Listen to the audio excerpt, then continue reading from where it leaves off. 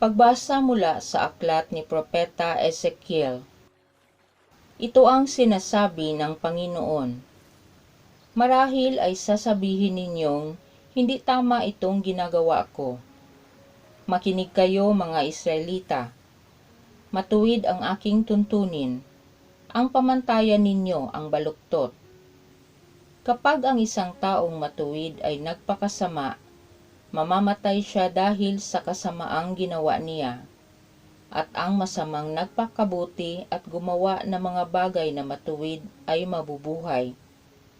Dahil sa pagtalikod sa nagawa niyang kasamaan noong una, mabubuhay siya, hindi mamamatay. Ang salita ng Diyos. Buon iyong gunitain, wagas mong pag-ibig sa akin. Ang kalooban mo'y ituro o Diyos, ituro mo sana sa aba mong lingkod. Ayon sa matuwid, ako ay turuan. Ituro mo poon ang katotohanan, tagapagligtas ko na inaasahan. Poon iyong gunitain, wagas mong pag-ibig sa akin.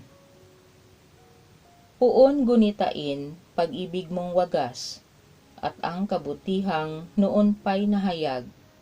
Patawarin ako sa pagkakasala, sa kamalian ko nang ako'y bata pa.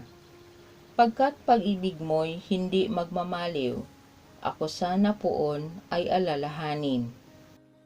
Poon iyong gunitain, wagas mong pag-ibig sa akin.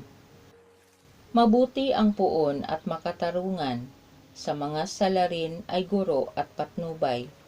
Sa mababang loob siya yaong gabay, at nagtuturo ng kanyang kalooban. Poon iyong gunitain, wagas mong pag-ibig sa akin. Pagbasa mula sa sulat ni Apostol San Pablo sa mga taga-Filipos. Mga kapatid, nagbibigay ba sa inyo ng kasiglahan ang buhay na nakaugnay kay Kristo? Naaaliw ba kayo ng kanyang pag-ibig? May pagkakaisa ba kayo sa Espiritu Santo? Kayo ba'y may nadaramang hangarin na tumulong sa iba? Kung gayon, lubusin ninyo ang aking kagalakan. Maghari sa inyo ang pagkakasundo. Magbuklod kayo ng iisang pag-ibig at maging isa kayo sa puso't diwa. Huwag kayong gagawa ng anumang bagay, hindi lamang sa hangad ninyong matanyag, bagkus magpakababa kayo at huwag ipalagay na kayo'y mabuti kaysa iba. Ipagmalasakit ninyo ang kapakanan ng iba, hindi lamang ang sa inyong sarili. Magpakababa kayo tulad ni Kristo Jesus, na bagamat siya'y Diyos, hindi nagpilit na manatiling kapantay ng Diyos. Bagkus hinubad niya ang lahat ng katangian ng pagka-Diyos, nagkatawang tao at namuhay na isang alipin. Nang maging tao, siya'y nagpakababa at naging masunurin hanggang kamatayan. Oo, hanggang kamatayan sa krus. Kaya naman siya'y itinampok ng Diyos at binigyan ng pangalang higit sa lahat ng pangalan.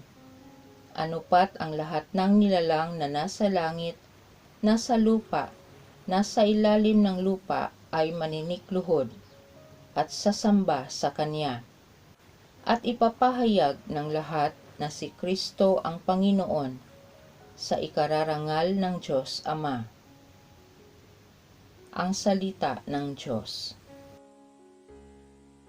Ang tinig ko'y pakikinggan ng kabilang sa aking kawan, ako'y kanilang susundan. Ang mabuting balita ng Panginoon ayon kay San Mateo.